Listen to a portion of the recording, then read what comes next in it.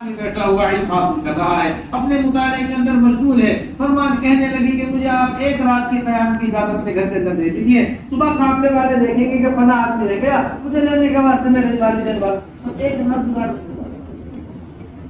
بڑی عافیت کے ساتھ رات گزری۔ صبح کو والدین اسی طرح آئے، تلاش کرتے کرتے ان تک پہنچے، بتایا کہ یہاں موجود ہے، آ گئی واپس۔ جب گھر سے نکلنے لگی تو ان صاحب سے پوچھ اللہ کا فضل ہے، رات عافیت سے گزری، بڑے امانت دار آپ آدمی تھے، بڑے اچھے آپ آدمی تھے، لیکن ایک بات نہیں سمجھ میں آئی پوری رات بیٹی دیکھتی رہی آپ کو کہ تھوڑی تھوڑی دیر میں آپ اپنا ہاتھ جلانا چراغ کے اوپر، ہر تھوڑی دیر میں ہاتھ لگاؤ، چراغ ہاتھ جلائے تم ہاتھ پیچھے کر دو، پھر دوبارہ تھوڑی دیر گزرے ہاتھ جلاؤ، پھر چراغ ہاتھ جلے چراغ کے اوپر پھر ہاتھ پیچھے کر دو۔ دماغی حالت بھی ٹھیک، کیا بات ہے؟ دیکھنے لگے کہ دیکھو بار بار شیطان میرے پاس آیا کرتا تھا، کہا کرتا تھا گناہ کا موقع ہے، نفس مجھے ابھارا کرتا تھا، کہا کرتا تھا گناہ کا موقع ہے، میں کہا کرتا تھا پہلے دنیا سے جلنے کی، دنیا سے آگ میں جلنے کی طاقت پیدا کر، پھر اس سے 70,000 گنا تیز جو آگ ہے اس کی تیاری۔ ابھی تو تیرے سے ہلکی سی آگ برداشت نہیں، یہ ہر چیز میں ہمارا کاروبار، ہماری معاش، ہماری تجارت، ہمارا بیوی بچوں کے ساتھ رہنا، ہمارا رہن سہن، ہمارے پڑوسیوں کے حقوق، زندگی کی جتنی بھی چیزیں ہیں وہ سب میں صفت احسان پیدا ہو، اس کے واسطے سب سے پہلے نماز کی صفت احسان۔ ابھی تو صلاۃ ہی صفت صلاۃ پر نہیں ہے، ساری زندگی باقی صفت صلاۃ پر ہے۔ اس واسطے رابعہ بصریہ فرماتی ہے استغفارنا یحتاج الی استغفار، ہمارا تو استغفار بھی وہ استغفار کا محتاج ہے، ہماری تو عبادت بھی اس طرح کی ہے کہ وہ خود توبہ کی محتاج ہے۔ حضرت فرمایا کرتے تھے کہ جس طرح حضرات صحابہ رضی اللہ عنہم اجمعین کی عبادت کے ذریعے، جیسے حضرات صحابہ رضی اللہ عنہم اجمعین کی نمازوں کے ذریعے، جیسے حضرات صحابہ رضی اللہ عنہم اجمعین کی عبادات کے ذریعے ان کے مسائل حل ہوا کرتے تھے، اسی طرح ہماری عبادت کے ذریعے ہمارے مسائل حل ہو۔ اس کے واسطے صرف 5 چیزیں اپنی نماز کے اندر کریں۔ کتنی چیزیں؟ 5۔ یہ 5 چیزیں اگر نماز کے اندر پیدا کرنی، اللہ تبارک و تعالی اس نماز سے ایسے مسائل حل کرائیں گے جس طرح حضرات صحابہ رضی اللہ عنہم اجمعین کی نمازوں سے مسائل حل۔ سب سے پہلی چیز نماز کے اندر یقین پیدا ہو۔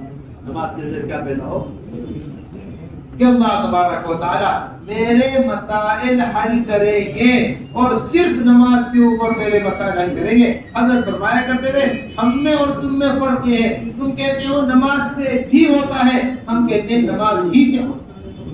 ہی اور بھی بنی اسرائیل کے پاس ہتھیار نہیں ہے، بنی اسرائیل کے پاس طاقت نہیں ہے، بنی اسرائیل کے پاس فوج نہیں ہے، لڑنے کے واسطے کوئی مال و اسباب نہیں ہے، ان کے پاس صرف نماز ہے، صرف نماز۔ گھروں کے اندر نماز پڑھتے پڑھتے رات کو نکلے ہیں، اللہ تبارک و تعالی نے طاقت والوں کو ڈبایا ہے، ہتھیار والوں کو ڈبایا ہے، فوج والوں کو ڈبایا ہے، سب کے سب ڈوب گئے، نکل گئے، صرف عمل ہی سے مسائل حل ہوتے ہیں۔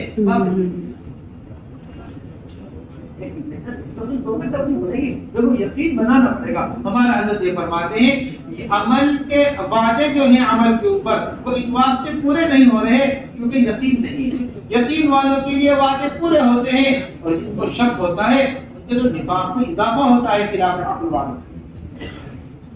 نفاق میں کیا ہوتا ہے؟ شک والوں کے شکوں میں اضافہ ہوتا ہے، کم نہیں ہوتا ان کا شک۔ انس رضی اللہ تعالیٰ عنہ اب ایک بنجر زمین ان کے حصے میں آئی، انس رضی اللہ عنہ کا خادم آیا کہ دیکھتی کیا لے لیا آپ نے اپنے حصے میں؟ نئی زمین کے اوپر پانی ہے، نئی زمین سے کچھ اگ سکتا ہے، یہ بنجر زمین ہے، بیکار زمین ہے، پانی کہیں سے آ نہیں سکتا یہاں اس زمین میں، کیا کچھ لے لیا آپ نے؟ فرمایا مسلط آؤ، اس پریشانی کی بات 2 رکعت نماز پڑھی، خادم کو بھیجا، دیکھو بارش ہوئی یا نہیں ہوئی؟ نہیں، کیسے نہیں ہو سکتی؟ جب ہم نماز پڑھ رہے پھر دوبارہ 2 رکعت نماز پڑھی، پھر دکھلوایا بادل آئے نہیں آئے، نہیں ابھی نہیں آئے، پھر دوبارہ 2 رکعت نماز پڑھی، پھر دکھلوایا بادل آئے نہیں آئے، چھوٹا سا ٹکڑا ایک بادل کا آسمان پر آیا ہے، پھر نماز پڑھی، اس بادل کے ٹکڑے نے برسنا شروع کیا، اپنا گھوڑا لے کر نکلے، قسم کھا کر کہتے تھے کہ ایک بارش بھی میرے باغ سے باہر نہیں اتنی ہو رہی تھی تو میری زمین ٹوٹ رہی۔ ایسا یقین ہمارا عبادات پر آ جائے، جیسا یقین ہمارا دواؤں پر ہے، جیسا یقین ہمارا وکیلوں پر ہے، جیسا یقین ہمارا مقدموں پر ہے، جیسا یقین ہمارا کمانے کے اوپر ہے، عمل کے اوپر ایسا یقین آ جائے، خدا ہمیں ان سب چیزوں سے مستغنی ہے۔ پھر دوسری بنیادی چیز جو ہمیں نماز کے اندر پیدا کرتی ہے وہ دھیان پیدا کرتی ہے۔ بے دھیانی بھی بڑی مصیبت ہے۔ بے دھیانی کیا ہے؟ ارے جو چیز دھیان میں ہے اسی کے اندر نماز پڑھ رہا ہے۔ ہمارے حضرت فرماتے ہیں اس کے واسطے نوافل کا اہتمام، جتنا آدمی نوافل کا اہتمام کرتا ہے اتنے ہی فرائض کے اندر دھیان پیدا ہوتا ہے۔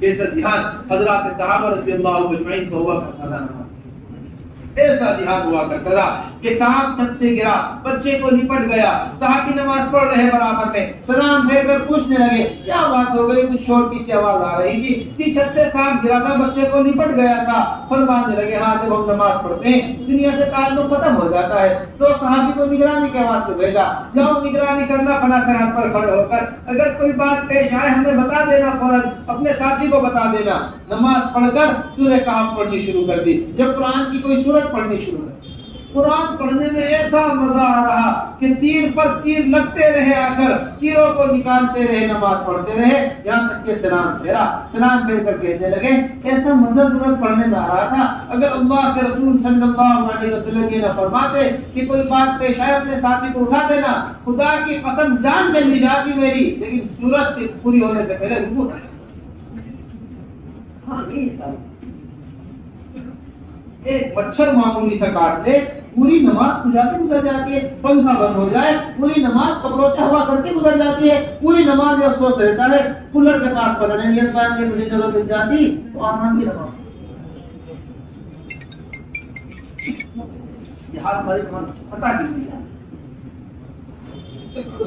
تیسری چیز حضرت فرمایا، سب سے پہلی چیز یقین، دوسری چیز دھیان، تیسری چیز حضرت فرمایا کرتے تھے نماز کے اندر اخلاص کرو۔ نماز کے اندر کیا ہو؟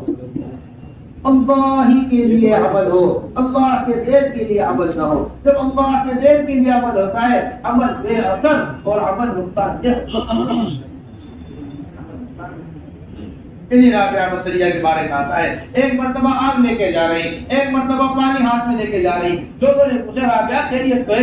آگے آگ اور پانی لے کر کہاں جا رہی ہو؟ کہنے لگے جی چاہتا ہے آج جنت کو جلا کر راکھ کر دوں، دوزخ کو بجھا کر خاک کر دوں، تاکہ جو بھی عبادت کرے صرف اللہ ہی کے لیے عبادت کرے، اللہ کے غیر کے علاوہ کے لیے عبادت۔ ہمارا حضرت یہ فرماتے ہیں جب بقا رہنے والی جنت کے واسطے عبادت نہیں ہے پھر فنا ہونے والی دنیا کے واسطے کہاں سے عبادت ہو سکتی ہے؟ عبادت تنہا اللہ کا حق ہے، اب ان کی مرضی ہے وہ جنت دے یا کیا دے۔ ہم کوئی ساری زندگی سجدے میں گزارنے والے بھی یہ نہیں کہہ سکتا کہ جی میرا حق جنت۔ عائشہ بڑی عورت ہے، بڑی سمجھدار عورت ہے، بڑی سمجھدار عورت ہے، اللہ تبارک و تعالیٰ نے ان کے ذریعے بڑی دنیا کو فائدہ پہنچا۔ اللہ کے رسول فرما رہے ہیں اے عائشہ کوئی بھی اپنے عمل سے جنت میں لے جائے گا۔ فوراً سوال کیا یا رسول اللہ کیا آپ بھی؟ فرمایا ہاں یہ بھی، یہ ہے کہ مجھے میرا خدا رحمت فرما کے جنت۔ اب بتائیے تو صحیح جب اللہ کے رسول یہ فرما چکے اب کون ہے ایسا آدمی جو کہ جی میں اپنے عمل سے جنت میں۔ ریاض الصالحین ایک عالمی کتاب ہے، ہمارے یہاں تعلیم میں استعمال ہوتی ہے عربوں میں، اس کی ایک شرح ہے روضۃ الصالحین، اردو شرح ہے، اس کے اندر علی بن ابی طالب رضی اللہ تعالیٰ عنہ کا قول نقل کیا گیا ہے کہ عبادت کرنے والے تین قسم کے، عبادت کرنے والے کتنے قسم کے لوگ ہیں؟ ایک عبادت کرنے والے وہ ہیں جن کی عبادت اس واسطے ہوتی ہے تاکہ ہماری گردن دوزخ سے آزاد ہو جائے، یہ غلام ہے عبادت کرنے میں۔ ایک عبادت کرنے والا تاجر ہے کہ وہ اس واسطے عبادت کرتا ہے تاکہ سجدوں کے بجائے بدلے مجھے جنت مل جائے۔ ایک آزاد آدمی ہوتا ہے عبادت، نہ مجھے جنت کی ضرورت نہ مجھے دوزخ سے آزادی کی ضرورت، میرے بنانے والا مجھ سے راضی ہو جائے، اس واسطے عبادت نہ بنانے والا، نہ غلاموں کی عبادت نہ تاجروں کی عبادت۔ عبادت کس کی ہونی چاہیے؟ آزاد آدمی کی عبادت۔ یہ علی بن ابی طالب رضی اللہ عنہ۔ اس واسطے میرے دوستو یہ بڑی بنیادی چیز، دو چیزیں اور ہیں بڑی اہمیت، یہ پانچ چیزیں ہم نے حضرت نے نقل کیا تھا، اصل بنیادی طور پر دو چیزیں نمبر ایک چیز فضائل کا علم، نمبر دوسری چیز مسائل کا علم۔ فضائل کا علم عالم کے حلقوں سے لینا اور مسائل کا علم علماء کے حلقوں سے لینا۔ جتنی بے دینی دنیا کے اندر پھیل رہی ہے، جتنے احوال مسلمانوں کے اوپر آئے ہوئے ہیں، جتنی پریشانیاں مجموعی طور پر ہمارے پاس آئی ہوئی ہیں، اس کی سب سے بڑی بنیادی وجہ ہی یہ ہے کہ ہم نے اہل علم کو چھوڑ دیا۔ جب اللہ تبارک و تعالیٰ کسی قوم کو ہلاک کرنے کا فیصلہ فرماتے ہیں، سب سے پہلے علماء کی برائی دل کے اندر دکھاتے ہیں۔ علم سے دوری آتی ہے، علماء کی برائی آتی ہے، علم سے دوری ہوتی ہے، علم سے دوری ہوتی ہے، جہالت غالب آتی ہے، جہالت ہلاکت کا سبب، جہالت اس کا جیسے مزاج ہمارا بنے پہلے علم پر بار بار اس طرح ایک مریض ڈاکٹر کو دکھانے کو ضروری سمجھتا ہے۔ ڈاکٹر صاحب میٹھا کتنا کھانا ہے، ڈاکٹر صاحب نمک نقصان تو نہیں دے گا، ڈاکٹر صاحب دوا صبح کی شوق دینی ہے، ڈاکٹر صاحب دوا شام میں کی شوق دینی ہے، دوا سمجھ میں نہیں آ رہی، بار بار جا کر پوچھ رہا ڈاکٹر صاحب سے۔ جو حال ایک مریض کا اپنے ڈاکٹر کے ساتھ ہوتا ہے، ایک مقدمے میں پھنسے ہوئے آدمی کا وکیل کے ساتھ ہوتا ہے۔ میرا شہر سے باہر جانا نقصان تو نہیں دے گا، میرا بھائی آیا تھا دستخط کرانے، کہیں زمین تو نہیں قبضہ لے گا، مجھے عدالت کے اندر کیا بیان دینا ہے، مجھے کہاں سچ بولنا ہے، مجھے ساری باتیں وکیل سے پوچھی جاتی کہ ایک بیان میرے ہاتھ سے میری زمین نہ چلی جائے، اس طرح اس کی فکر کی جاتی۔ میرے محترم دوستو بزرگوں، اس سے زیادہ ضرورت عوام کو علم سے پوچھنے کی، عوام کو اس سے پوچھنے کی ہے۔ حضرات صحابہ رضی اللہ عنہ اس طرح آ کر رسول اکرم صلی اللہ علیہ وسلم سے چھوٹی چھوٹی باتیں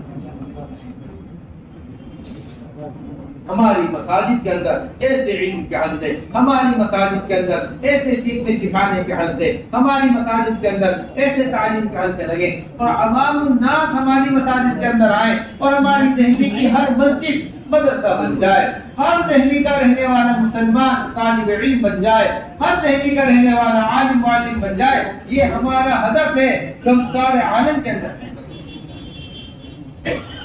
اسی کے ساتھ ساتھ ہم بڑے اہتمام سے اس بات کو دیکھتے ہیں کہ اپنی اولادوں کو مدارس کے اندر ڈالیں۔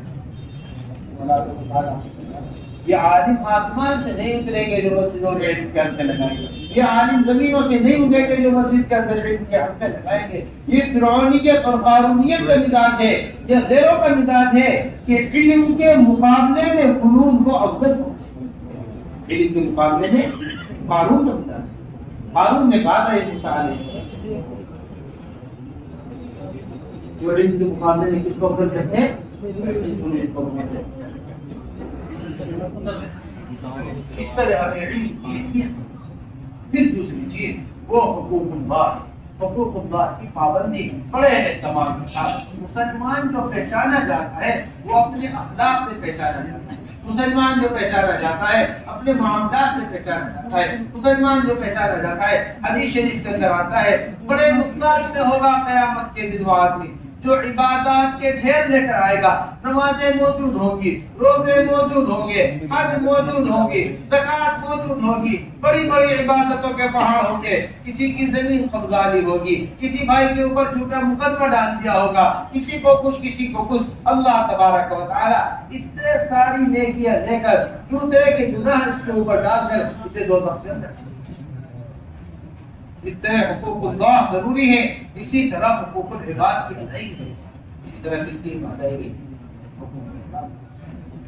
مسلمان اس وقت مجموعی طور پر سارے عالم میں اگر دیکھا جائے ایک گڑھے کے اندر گرا ہوا ہے، ایک حال کے اندر پھنسا ہوا ہے، جہاں ان معاملات کو برا کیے بغیر، اخلاق کو برا کیے بغیر، اپنی زندگی گزارنے کے طریقے کو بدلے بغیر کوئی یہاں سے باہر آ نہیں سکتا۔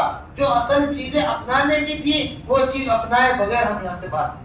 بڑے مزے کا واقعہ حدیث شریف کے اندر لکھا ہے، وہ سنانے کو بھیجا۔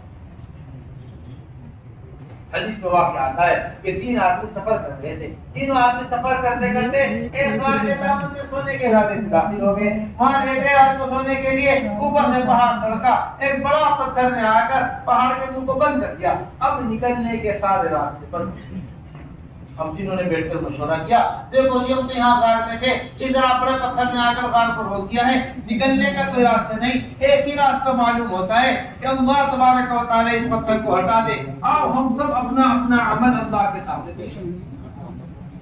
ہمارے حضرت اس واقعے کو بیان فرماتے ہیں، اس واقعے سے فرماتے ہیں کہ آج ہم سب اسی طرح غار میں پھنسے، کسی ایک کا عمل نہیں تو ہمیں نکال دے رہا ہے، مجموعے کا عمل جب تک نہیں جائے گا آسمان پر اس وقت تک یہ غار کھلنے والا نہیں، یہ حالات حل ہونے والے نہیں، یہ حالات بگڑنے والے نہیں۔ تینوں نے اپنا ایک ایک عمل کیا۔ سب سے پہلے ایک آدمی نے عمل پیش کیا، کہنے لگا جی میرے بوڑھے والدین تھے، میں اپنی بکریوں کو چرانے جایا کرتا تھا، بکریوں کو چرا کر واپس آیا کرتا تھا، جب میں بکریوں کو چرا کر واپس آیا کرتا تھا تو میرے بوڑھے والدین میرے انتظار میں رہا کرتے تھے، میں پہلے بکریوں کا دودھ نکالا کرتا تھا، اپنے بوڑھے والدین کو دودھ پیش کیا کرتا تھا، جب میرے بوڑھے والدین کو دودھ پی لیا کرتے تھے پھر میں اپنے بچوں کو دودھ پلایا کرتا تھا۔ ایک دن مجھے واپس آنے میں بڑی دیر ہو گئی، میں واپس پہنچا تو میرے بوڑھے والدین سو گئے تھے، میں ساری رات دودھ کا پیالہ لیے والدین کے قدموں میں کھڑا رہا کہ والد صاحب اٹھیں گے میں انہیں دودھ کا پیالہ پیش کروں گا، میرے بچے روتے رہے، میں نے انہیں دودھ نہ پلایا۔ پہلے والدین یہ معاملات، یہ رہنے کا طریقہ ہے، یہ اخلاق، ایسی جانوروں کی سی زندگی ہے۔ اس طرح جانور کو پتا نہیں ہوتا میری ماں کون ہے، جانور کو پتا نہیں ہوتا میرا باپ کون ہے، ایسی زندگی ہم اس معاشرے کے اندر گزار رہے ہیں، اسے زمانے کی ترقی سمجھتے ہیں کہ میری بیوی آ گئی، میرے بچے ہو گئے، میری فیملی ہے، میں جانوں میری مرضی، میں جہاں کی چاہے رہوں۔ جس طرح ایک جانور کو اپنے والدین کا علم نہیں، اس طرح انسان کو اپنے والدین کا علم ہے۔ کیا حقوق بتائے حضور اکرم صلی اللہ علیہ وسلم نے والدین کے صحابی آ کر پوچھے رسول اللہ سب سے زیادہ احسان کس پر کروں؟ فرمایا اپنی ماں پر احسان کرو۔ اللہ کے رسول سے پھر پوچھا یا رسول اللہ اس کے بعد احسان کس پر کروں؟ فرمایا اپنی ماں پر احسان کرو۔ پھر پوچھا تمہارا یا رسول اللہ اس کے بعد کس پر احسان کروں؟ فرمایا اپنی ماں پر احسان کرو۔ پھر چوتھی مرتبہ پوچھا یا رسول اللہ اس کے بعد کس پر احسان کروں؟ فرمایا اپنے باپ پر احسان۔ تین درجے علماء نے ماں کے باپ سے زیادہ بتائے، تین درجے اس کے ماں کے باپ سے۔ علماء نے لکھا ہے کہ تین تکلیفیں ماں ایسی اٹھاتی ہے تو ان میں سے ایک تکلیف بھی باپ نہیں اٹھاتا۔ سب سے پہلے 9 مہینے حمل کی تکلیف اٹھاتی ہے، پھر اس کے بعد ولادت کی تکلیف اٹھاتی ہے، پھر اس کے بعد دودھ کے پلانے کی تکلیف اٹھاتی ہے۔ یہ تین تکلیفیں ایسی ہیں جو ایک بھی باپ نہیں۔ صحابی آ کر کہہ رہے کہ 9 میل یا 6 میل ایسی تپتی ہوئی زمین کے اوپر کہ اگر گوشت ڈال دیا جائے اس کے اوپر، گوشت پکا تیار ہو جائے، اپنی ماں کو کندھے پر لے کر چلا ہوں، کیا میں نے ماں کا حق ادا کر دیا؟ فرمایا تیری جب پیدائش ہو رہی تھی جو درد کی لہریں اس میں سے اٹھ رہی تھی، ایک لہر کا بھی حق ادا نہیں ہوا، ایک لہر کا حق